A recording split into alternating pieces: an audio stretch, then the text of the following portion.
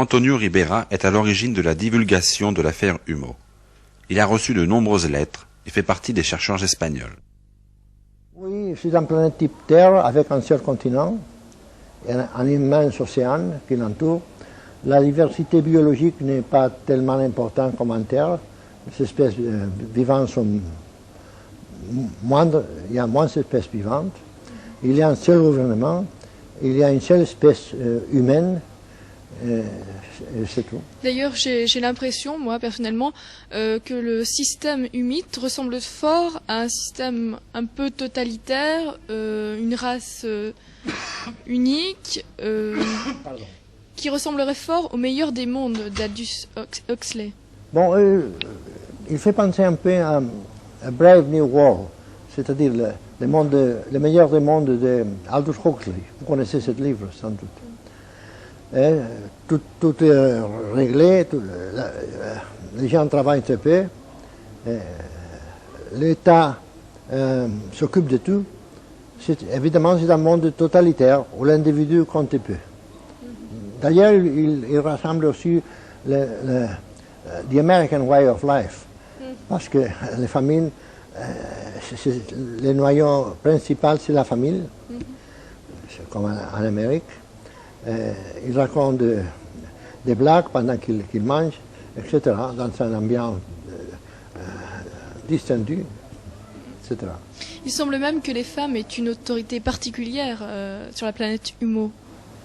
Je n'ai pas bien compris. Il semble même que les femmes aient une autorité particulière sur la planète Humo. Oui, il n'y a pas de différence entre les sexes, c'est-à-dire les femmes ont l'égalité des droits que les hommes. Et quelques-unes des expéditions qui ont venu sur Terre étaient commandées par des femmes. Il y a beaucoup de rapports Humo qui parlent de Dieu, Dieu qui s'appelle Boa. Il y a beaucoup de rapports Humo qui parlent de l'âme collective, de Boa Boai. Leur Dieu ne peut pas se comparer à Jéhovah, par exemple, à Allah, à Brahma, à le Dieu terrien. Il est surtout information. Dieu possède toute l'information de l'univers. Et pensez que l'univers est formé d'un nombre infini d'univers jumeaux, c'est là le mythe. Alors, ça signifie que Dieu, c'est une source d'information immense. Il est le créateur. Il y a un parallèle très, très curieux avec Jésus. Je cite vos mots: croyez-nous, mais pas trop, diffusez ces textes, mais pas trop. Exactement.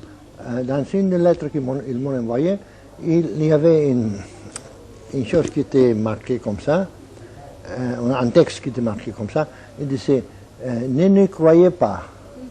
Ne nous croyez pas. Alors ça, c'est important parce que ils se sont fâchés avec moi parce que j'ai publié 3 livres. Alors ils ont coupé la relation avec moi pendant 17 ans. Pendant 17 ans, je ne reçus pas un rapport du mot.